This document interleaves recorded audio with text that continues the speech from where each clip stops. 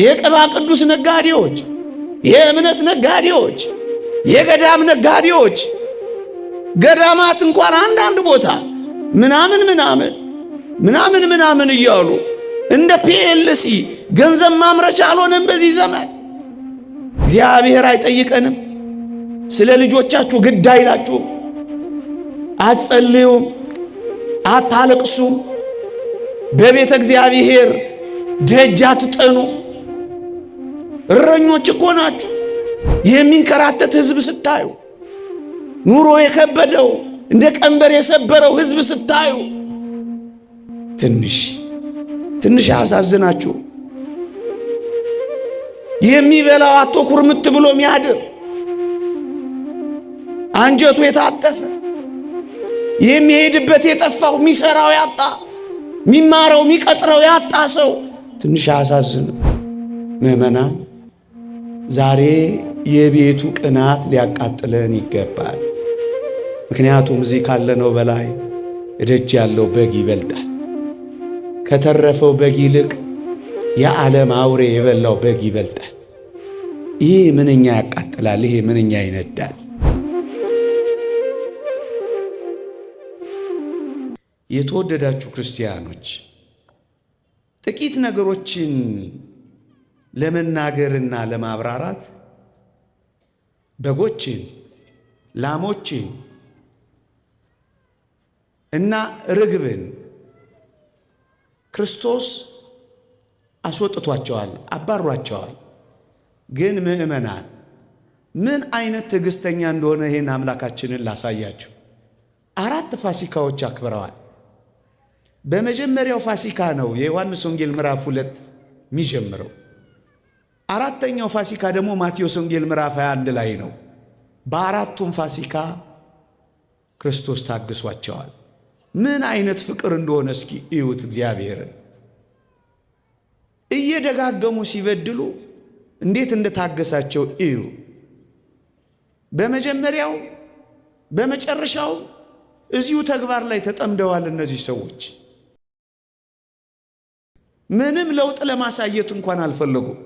ለዚህ ነው ተግሳጹን ያመጣባቸው። ወገኖቼ አንዳንዴ እኛም እንደዚሁ እንሆናለን። ለከርሞ ያው፣ አምናም ያው፣ ዘንድሮም ያው፣ የሚቀጥለውም ያው፣ ለውጥ የሌለው።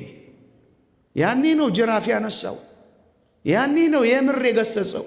አንድ ሁለተኛ በጣም የሚደንቃችሁ ሰዎቹን አይደለም ያባረረው፣ መስዋዕቱን ለመስዋዕት የሚቀርቡትን ነው ያባረረው ክርስቶስ። ለምን ካላችሁ ወይ ዋናው ማሳየት ማስተማር የፈለገው ርዕሴ ላይ ነው ማርፈው። እስመ ዘመነ እንስሳ አለፈ፣ የእንስሳት ዘመን አለፈ። አሁን የሚሰዋ በሬ፣ አሁን የሚታረድ በግ አይደለም። ነዋ በግዑ ዘእግዚአብሔር ዘያትቱ ያሴስል ለኃጢአት ዓለም፣ የዓለምን ኃጢአት የሚያስተሰርይ በግ ስለመጣ በጎች ምን ያደርጋሉ? መልእክቱ እሱ ነበር። የላሞችና የጊደሮች ደም ጊዜያዊ ስርየትን ስጋን ከመቀደስ ያላለፉ እነዚህ መስዋዕቶች ምን ያደርጋሉ? አሁን ግን ስጋንም ነፍስንም ህሊናንም ጭምር የሚቀድስ እውነተኛ መስዋዕት በግ ስለመጣ እነዚህ በጎች፣ እነዚህ ላሞች፣ እነዚህ ፍሪዳዎች ምን ያደርጋሉ? ጭብጡና መልእክቱ ግን እሱ ነበር። አልገባቸውም እንጂ ቅዱስ ጳውሎስ የኋለኛውን ሊሽር ሁለተኛውን ሊያቆም የኋለኛውን ይሽራል ይላል። አሁን ጌታችን አዲስ ቤተ መቅደስ አንጽቶ ሊሰጣት ነው ለአዲስ ኪዳኗ ቤተ ክርስቲያን። ስለዚህ ቤቱን ያጸዳው። ቤቱ አያስፈልግም አላለም እንዳንዳንዶች። ቤቱንም አፍርሱት መቅደስ አያስፈልግም አላለም እንዳንዳንዶች። መቅደሱን አነጻ፣ ገበታውን ገለበጠ፣ መስዋዕቱን አባረረ። ወዳጄ የተሻረ አለ መስዋዕቱ በክርስቶስ ደም በክርስቶስ ሥጋ መስዋዕቱ ተተክቷል። አሁን እዚህ ቤት ውስጥ በግ አታዩ። አሁን እዚህ ቤት ውስጥ ፍየል አታዩ። የኢየሱስ ክርስቶስ ሥጋና ደም ግን ይሰዋል። አንድ ጊዜ በማቅረብ ተቀድሰናል ይላል። ሁሌ የምንቀደስበት መስዋዕት ሊሰጠን የመጣው እሱን ነው። የእንስሳት ዘመን አለፈ። አሁን እውነተኛ መስዋዕት ተተከለ። ያኛው ተሻረ፣ ይሄኛው በአዲስነት ተሰጠ። እሱን ነው የሚያመለክተው። ያባረራቸው ለዛ ነው፣ ያስወጣቸው ለዛ ነው። ቤተ መቅደሱን ግን የአሕዛብ የጸሎት ቤት ትሆናለች ነው ያለው። ቤተ መቅደሱ ውስጥ ባለው ቤተ መቅደስ ነው ይሄንን ያነጸው ወገኖቼ። የወርቁንስ ገበታ ምን አስገለበጠው ካላችሁኝ፣ አንድ እግዚአብሔር ቃል አንብብላችሁ እንዲህ ይላል። ከአባቶቻችሁ ከወረሳችሁት ከከንቱ ኑሯችሁ በሚያልፍ ነገር በብር ወይም በወርቅ ሳይሆን ነውርና ድፍ እንደሌለው እንደ በግ ደም በክቡር የክርስቶስ ደም እንደተዋጃችሁ ታውቃላችሁ ይላል። በወርቀ ደሙ ዋጅቷችኋል። ስለዚህ አሁን ወርቅ ምን ያስፈልጋል ብሎ ገበታውን ገለበጠው። ከወርቅ በላይ የሆነ መስዋዕት ክርስቶስ ስለመጣ ወርቅ አሁን ምን ያደርጋል? በብር ወይም በወርቅ ሳይሆን ነውር እድፍ በሌለው በጌታችን ደም የምንድንበት ዘመን ስለመጣ ወርቁንም ገለበጠባቸው። ክርስቶስ እያሳየ ያለው ይሄ ነው። እነሱ ግን አልገባቸውም። እነሱ ሙጭጭ ንግድ ላይ፣ እነሱ ሙጭጭ ወርቃቸው ላይ። አሳዝን። ርግባቸውንም እንደዚሁ ነው ያባረረው። ግን የዚህ ደግሞ ሌላኛው ሐሳብና ምስጢር ምንድነው ካላችሁ ሆይ በበሬ ያርሳሉ፣ በላምም ጥቅም ያገኛሉ። ስለዚህ ለምን አባረራቸው? ጥገኝነታቸው ምድራዊነት ብቻ ሆነ። መብል መጠጥ ብቻ ነው ሐሳባቸው። ንግድ ብቻ ነው ሐሳባቸው። ጽድቅ አይደለም ንግድ፣ አምልኮ አይደለም ገበያ፣ እግዚአብሔር አይደለም ወርቅ። ትኩረታቸው እዛ ላይ ነበር። ለዚህ ነው እግዚአብሔር የጠላው ወገኖቼ።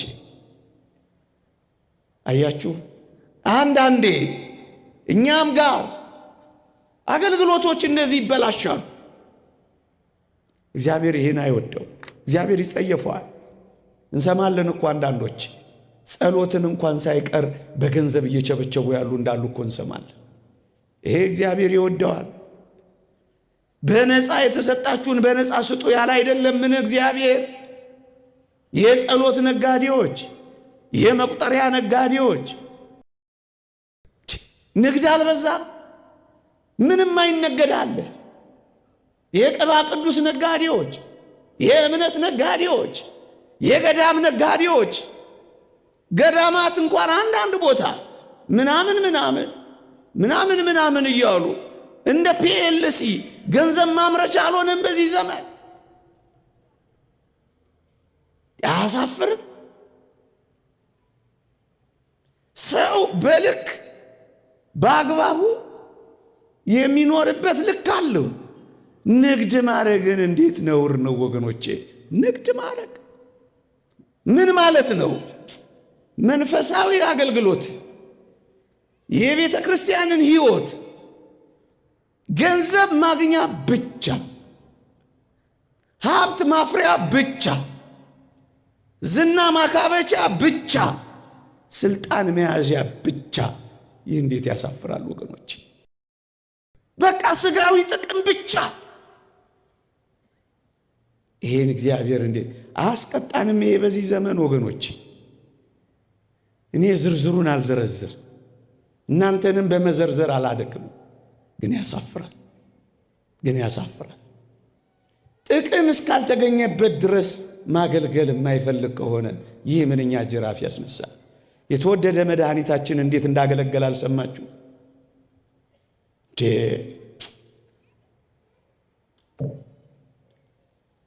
ከማንም ጥቅም ሳይፈልግ ከማንም እዚህ ገባ የሚባል ስጦታ ሳይፈልግ ነው እኮ ያገለገለ። ምንም ነገር ወገኖቼ፣ ምንም የሌለው ቅዱስ ጴጥሮስ ጋር አገልግሏል። ክርስቶስ ቤቱ ገብቶ መካከለኛ የሚባል ያቀረበው ያለቀበት ዶኪማስ ጋር አገልግሏል። ክርስቶስ 4 እጥፍ ልካስ ልመልስ ያለ ዘኪዮስ ጋር ኢንቨስተር የመሰለም ጋር አገልግሏል ክርስቶስ። የተወደዳችሁ ክርስቲያኖች እንደዚህ ነው ክርስቶስ ያገለገለው። ከማንም ጥቅም ሳይጠብቅ ከማንም ሳይፈልግ አገልግሎት ማለት ይሄ ነው። ከዚህ ይልቅ ግን ቅድም ያልኳችሁን ብቻ ጥቅም አድርጎ ንግድ ነው የሚሆነው። እግዚአብሔር ይጸየፈዋል። ምን ያህል ባገኘ ነው ብሎ አስልቶ ሂሳብ ሰርቶ መኖር፣ ይሄ ከአገልግሎት የሚጠበቅ አይደለም። እሱን ነው የሚለው። ይልቁንም የሚያገለግል አሁን እውነተኛ እረኞች እውነተኛ አገልጋዮችን እኮ አይተናል በመጽሐፍ። ከለምለም መስክ አሰማርቶ ከሚያምረው ግጦሽ ነጭቶ ከዛፍ ጥላ ስር አሳርፎ ከንጹህ ውሃ ቀርቶ በጎቹን ነው የሚንከባከበው። ለበጎቹ ራሱን አሳልፎ ነው የሚሰጠው። ክርስቶስ እንደዚህ ሆኖ የመጣ እረኛ ነው። ለዚያ ነው እነዚህን እረኞች የገሰጸው፣ ከእጆቻቸው አስጥላቸዋለሁ ያለው። ዛሬም ከእንደነዚህ ነጣቂ እረኞች እግዚአብሔር ልጆቹን በነጠቀልንማ በእውነት ምዕመኑን የሚያስጨንቁ ገንዘብ ካላመጣ ማይፈልጉ እንዴት ያስጨንቅ!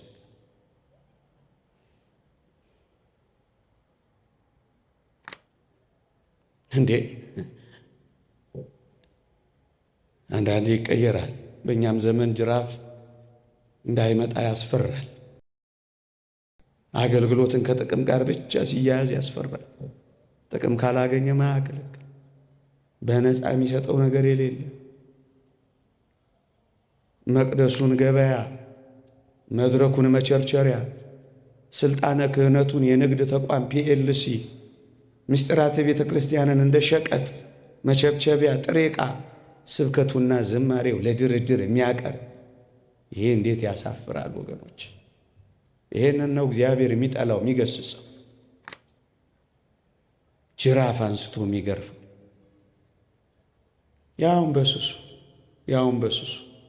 ያውን በስሱ ሳልጨክን ነው ያወራሁት።